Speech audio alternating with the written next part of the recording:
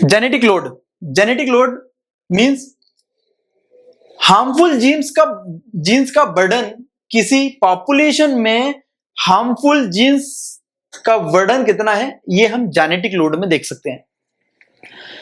ऐसे जीन्स जो कि उस पार्टिकुलर पॉपुलेशन में हार्मफुल रहेंगे, वो कितनी मात्रा में है, उसका जो बर्डन है, उसको हम जेनेटिक लोड कहेंगे।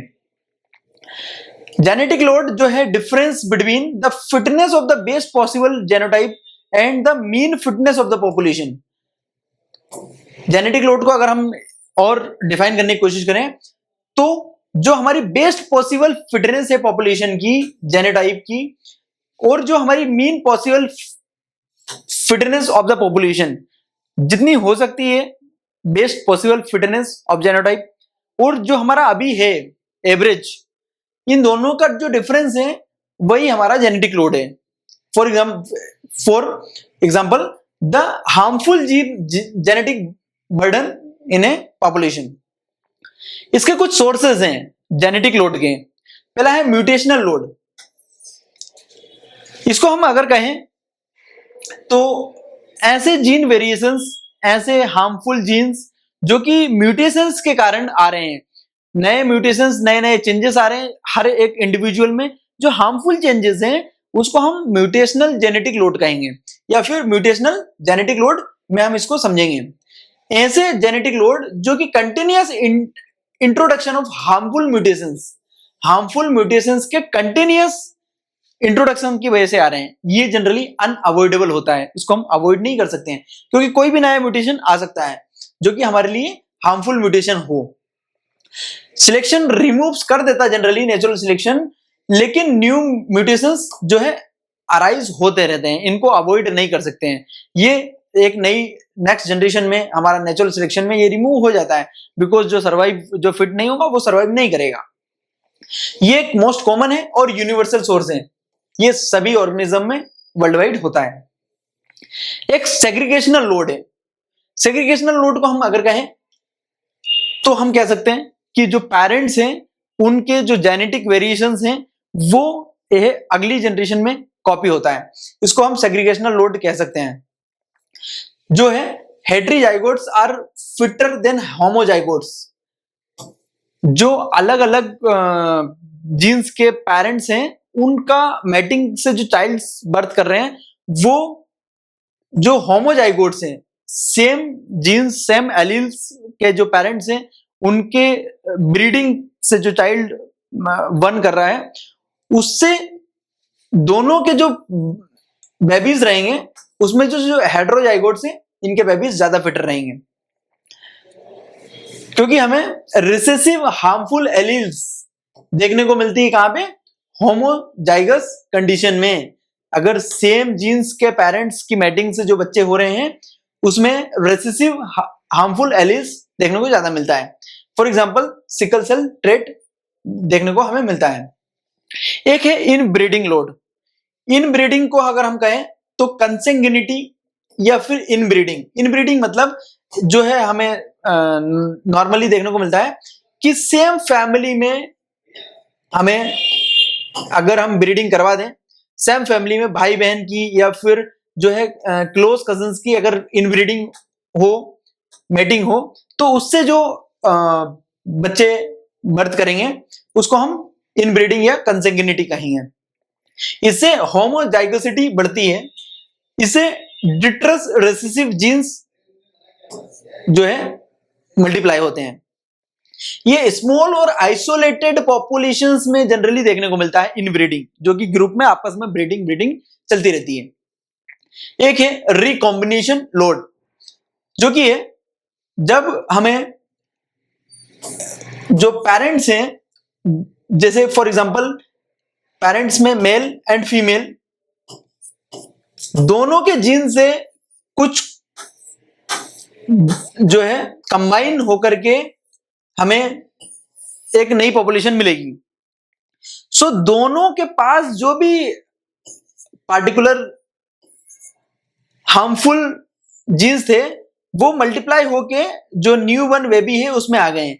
तो जो पहले वाली जनरेशन से आ रहा है उसको हम रिकॉम्बिनेशन लोड, इन दोनों के जीन्स के कॉम्बिनेशन से क्रिएट हुआ एक नया हार्मफुल जीन, इसको हम रिकॉम्बिनेशन लोड में डालेंगे। एक है ड्रिफ्ट लोड। ड्रिफ्ट लोड मतलब एक छोटी सी पॉपुलेशन है जो कि बाय चांस उसमें कुछ जीन्स थे, नेगेटिव जीन्स, हार्मफुल जीन्स, वो मल्टीप्लाई होकर आगे बढ़ गए।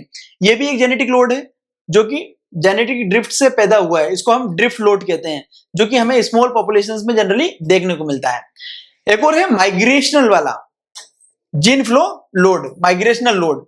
एक छोटी पॉपुलेशन कहीं पे माइग्रेट करती है, फिर वो इनब्रीडिंग करती है और उसकी वजह से या फिर वो माइग्रेट करके एक नई पॉपुलेशन के साथ ब्रीडिंग करती है, जिससे कि वहां पे मेल अडेप्टेड जीन्स माइग्रेशन की वजह से इंट्रोड्यूस हो जाते हैं सोसाइटी में। इसे लोकल अडेप्टेशन को जो कि है रिड्यूस करती है, क्योंकि हर जगह के जो लोकल इंडिविजुअल्स हैं, ऑर्गेनिजम्स हैं, वो लोकल क्लाइमेट को, लोकल अडेप्टेशन को जो है सरवाइव करने के लिए पर्याप्त होते हैं।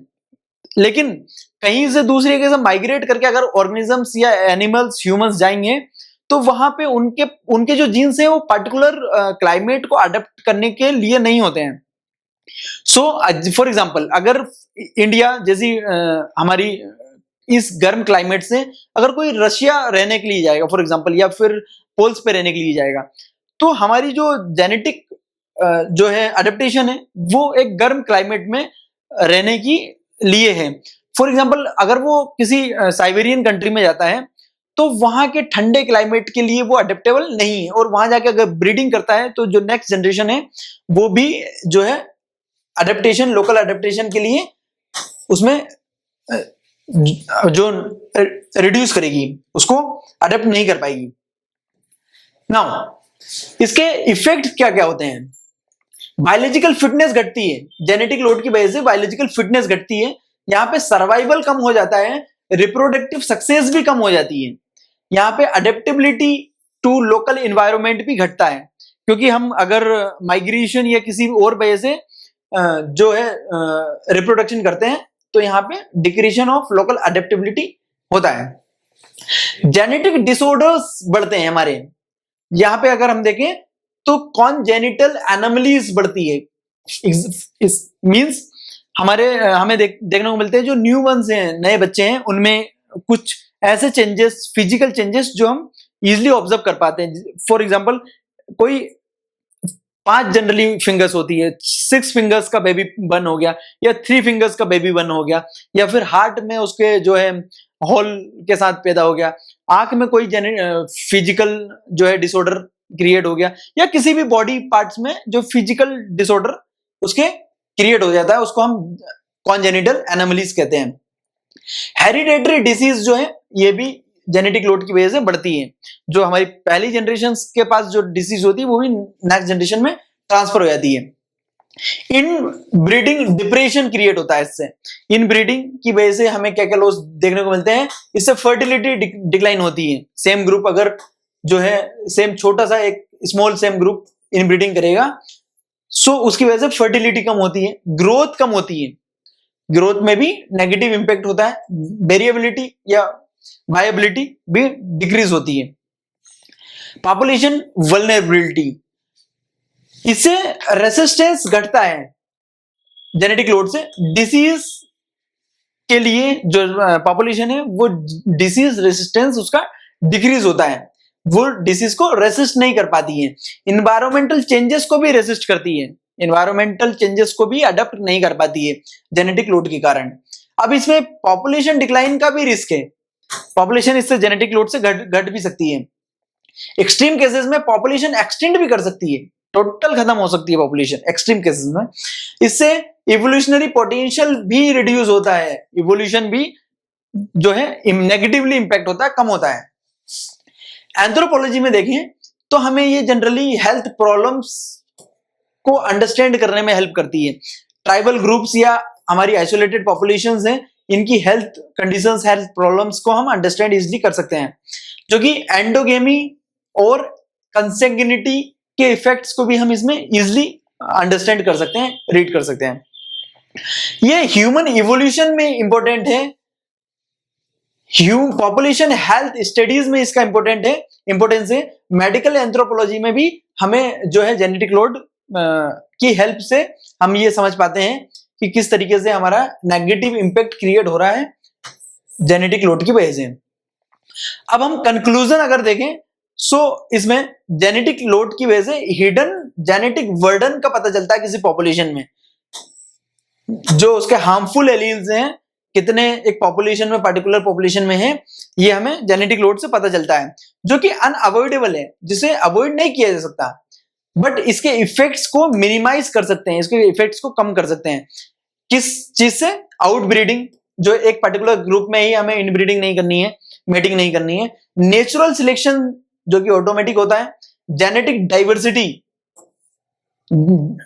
डाइवर्सिटी से हम इस चीज को ओवरकम कर सकते हैं, मिनिमाइज कर सकते हैं, इसको अवॉइड नहीं कर सकते हैं।